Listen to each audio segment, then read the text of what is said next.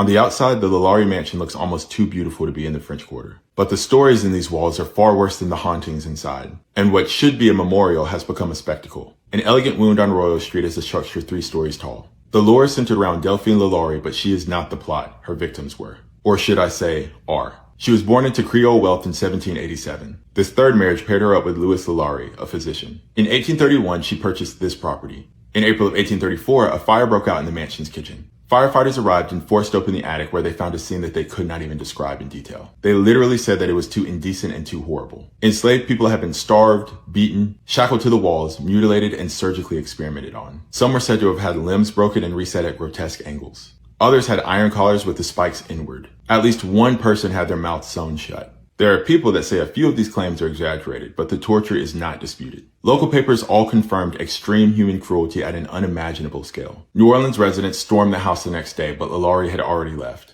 Allegedly to Paris. No criminal charges were brought, no reparations were given, and not a single name of any of these people was recorded with dignity. And since then, for over 200 years, this house has been known as one of the most haunted in New Orleans. Visitors report cold spots, phantom screaming from the upper floors, and an overwhelming smell of rot in the attic, even though it's been renovated numerous times. Tour guides have quit mid-tour, tenants have fled, and even Nicolas Cage, who once owned the house, silently sold it after saying it caused him ruin. And in the midst of all the stories about the shadow figures, the apparitions, the disembodied voices, whispers, moans, not one single person can tell you the names of the dead. These spirits get called it, they, them, and that's the real tragedy here. If in fact it's the spirits of these enslaved at all. Like many plantation homes, we found our adrenaline rush in places of sorrow. Stories take on theater, spirits become demonic, or they point the story on people who don't need it, like LaLaurie, making them the central figure when we should be telling tales of confronting the sins of our past, and honoring those who deserved honor but never received it. What's found here is doing away with terms like slave torture chamber for selling points, or saying that this is a sliver into hell. There is no reverence in that.